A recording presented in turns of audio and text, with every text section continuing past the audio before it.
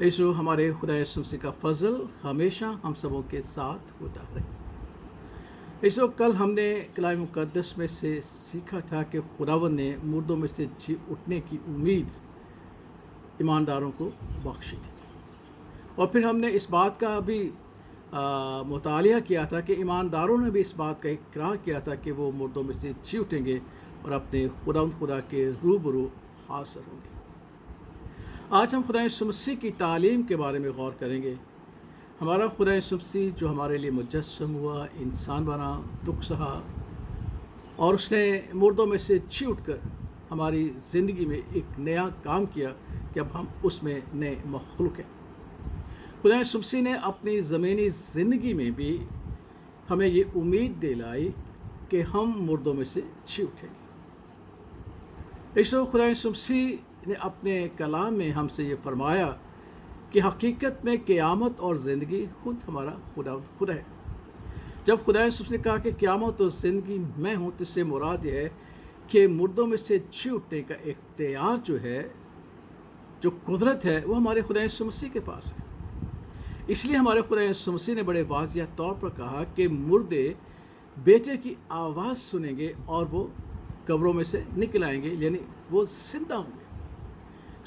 खुदा यीशु मसीह जो क़यामत और ज़िंदगी है, मुर्दों में से जी उठने की कुदरत रखता है, उसका पाक कलाम यह है कि उसकी आवाज़ से जो है मुर्दे जो है वो मुर्दों में से जी उठेंगे और वो नई ज़िंदगी हासिल करेंगे। फिर एक और मकाम पर हमारे खुदा यीशु मसीह ने यह भी कहा कि मुझे जान देने का इख्तियार भी है और मुझे उसे दोबारा लेने का भी इख्तियार है। यानी खुदा यीशु मसीह के पास इंसानी एतबार से, रूहानी एतबार से ज़िंदगी देने का और लेने का इख्तियार है।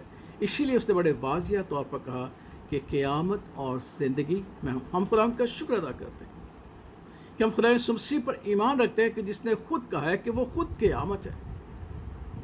ऐसो दूसरे अक़ीदों में देखते हैं कि क़यामत होगी, लेकिन खुदा यीशु मसीह की तालीम में हम देखते हैं कि हमारा खुदा यीशु मसीह खुद क़यामत है और वो ये कहता है कि उसकी आवाज़ से मुर्दे जी उठेंगे। न सिर्फ खुदा यीशु मसीह ने तालीम दी, बल्कि इस बात को अमली तौर पर भी साबित किया। मिसाल के तौर पर हम देखते हैं कि यार की बेटी को उसने ज़िंदा किया। फिर हम देखते हैं कि नाइन के बेवा के बेटे को भी उसने ज़िंदा किया। और फिर सबसे बड़ी बात कि उसने 4 दिन के दफनाए हुए लाज़र को भी ये नहीं कहा कि मैं किसी के वजह, बल्कि उसने कहा लाज़र कब्र से बाहर आ जा, निकला बाहर आ। और लिखा है कि लाज़र कफन समेत जो मुर्दा था, 4 दिन का कब्र में पड़ा हुआ था और वो जिंदा होकर बाहर निकला है।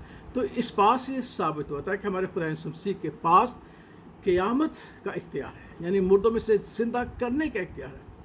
हम कितने ही खुशकिस्मत लोग हैं, कितने ही बाबरकत लोग हैं कि जिस खुदावंद की हम परस्तश करते हैं, उसी के पास मुर्दों में से ज़िंदा करने की और मुर्दों को ज़िंदगी देने की कुदरत है। इसलिए जो आइए हम अपने खुदावंद की परस्तश करें, हम अपने यस्सु की परस्तश करें, खुदा पाक कुरु की परस्तश करें जो खुदा सलूस का हिस्से हैं खुदा, ताकि हमारे ईमान में रोज़ बरोज़ तरक्की हो और हम अपने इस बदन की नहीं बल्कि उस बदन की जो मुर्दों में से जी उठने के बाद हमें अता होगा, अपने आप में खुशी और शादमानी मनाएं, क्योंकि हमारा खुदा यीशु मसीह ही क़यामत और ज़िंदगी है और वो कुदरत रखता है वो मुर्दों को चिलाए, ज़िंदा करे और हम उसी पर ईमान रखते हुए अपनी जिस्मानी ज़िंदगी में हमेशा नई ज़िंदगी की उम्मीद करते हैं। खुदा बाप, खुदा बेटे और खुदा रूह उसके वसीला से, खुदा इस कलाम के वसीला से हमारे ईमान में तक़वियत और मजबूती पैदा करे। आमीन।